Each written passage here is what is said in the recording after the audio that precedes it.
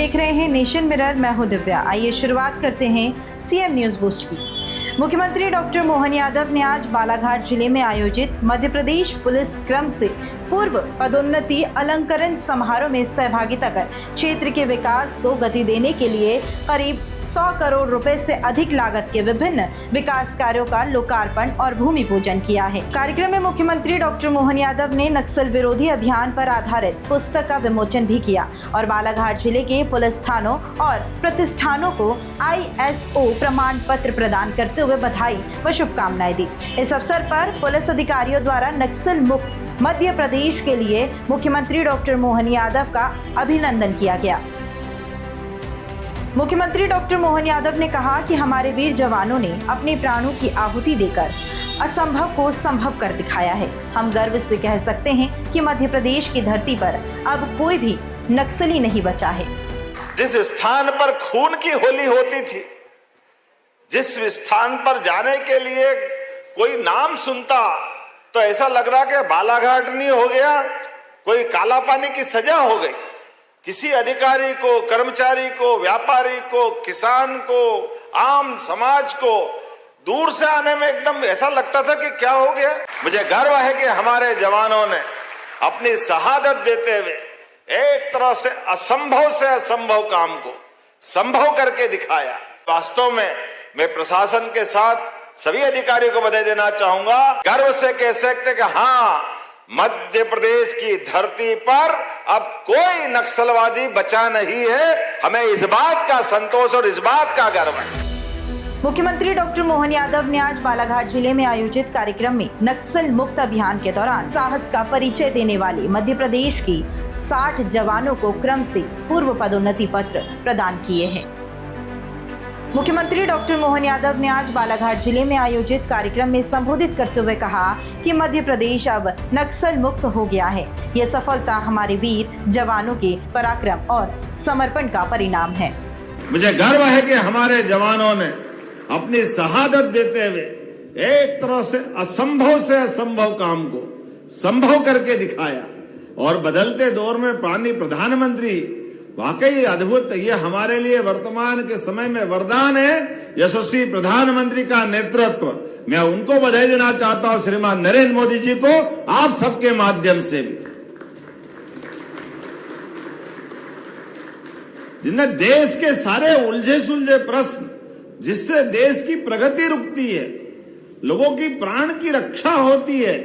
बताइए, आज कोई किसी के घर से किसी का एक कोई परिवार का सदस्य चला जाए, कैसा कष्ट होता घर वालों को, और असमय चला जाए तो और भारी दुख होता है। लेकिन हम में से तो आज यहां देख रहे थे जब प्रदर्शनी के दरमियान, तो कई सारे पुलिस के जवान, अधिकारी, उनके पिता, किसी के परिवारजन, कोई साथी बिछड़ गए और वो दूसरी पीढ़ी आ गई।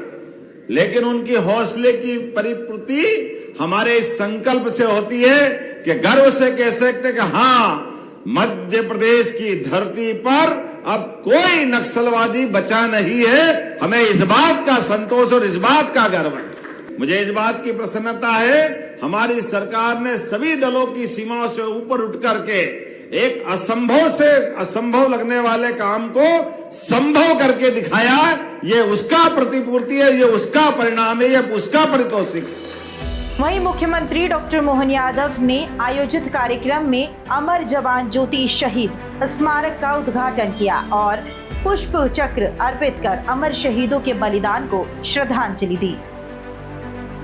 मध्य प्रदेश माध्यमिक शिक्षा मंडल की 10वीं और 12वीं की परीक्षाएं मंगलवार यानी 10 फरवरी से शुरू हो रही है।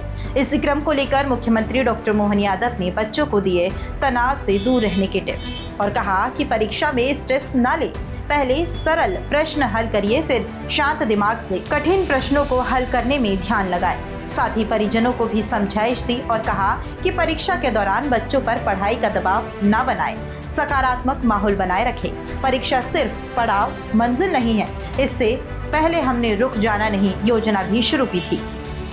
कल से परीक्षाएं हैं और कल के बाद से लगातार अलग अलग तारीख में हमारे प्रदेश की 12th की अलग अलग ईयर की एग्ज़ाम है।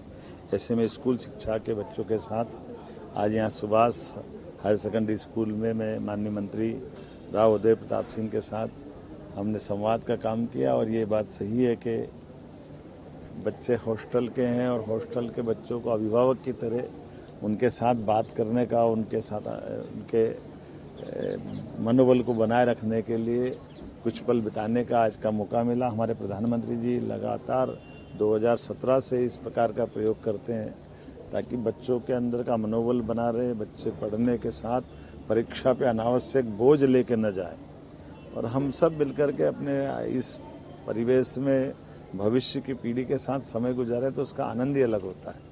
आज हमने संवाद से बच्चों से ही प्रश्न करवाए, बच्चों से ही उत्तर निकलवाए।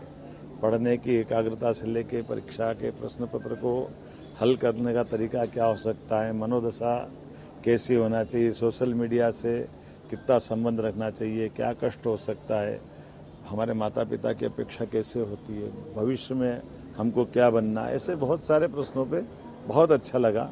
सच में कई कामों के साथ एक बड़ा काम हमारा ये भी है कि हमारी भविष्य की पीढ़ियों को अगर वो इस तरह की परीक्षा और बाकी चीज़ों में अनावश्यक तनाव पालती तो बहुत कष्ट होता है। इसलिए समय रहते इसकी चिंता करना, उनसे बात करना और ये मैं आज इसके माध्यम से पूरे प्रदेश तक के सारे बच्चों को शुभकामना भी दे रहा हूँ। माननीय राव उदय प्रताप सिंह जी और हमने सबने मिलकर के अलग अलग महाविद्यालय विद्यालय में ये सकारात्मक माहौल बनाने का प्रयास किया और अब तो बोर्ड की परीक्षाओं में भी एक साल में 2-2 बार परीक्षा हो रही है। जो बच्चे अभी पढ़ेंगे, अभी पढ़ करके उनका रिजल्ट अगर 19-20 आया, एक चांस फिर मिलने वाला है। ये तो सौभाग्यशाली यशस्वी प्रधानमंत्री के नेतृत्व में अब ये बोर्ड की एग्जाम भी 2 बार होने लगी। 11th और 9th की एग्जाम भी 2 बार होने का इस बार से निर्णय आया ताकि किसी कारण से कोई एग्जाम बिगड़ती तो अगली बार वो कंट्रोल कर सकते हैं, उसको कवर कर सकते हैं। हम लोगों के टाइम पे तो एक ही एग्जाम होती थी, बड़ी चुनौती रहती थी, लेकिन कोई बात नहीं, हम सब मिलकर के हमारे बच्चों के लिए शुभकामना भी देते हैं और उम्मीद करते हैं कि उनका ये जज्बा राज्य की प्रगति के लिए, उनके जीवन के लिए, समाज के लिए, सबके लिए शुभदायी होगा, फलदायी होगा। फिलहाल सीएम न्यूज बूस्ट में इतना ही। बने रहिए नेशन मिरर के साथ। नमस्कार।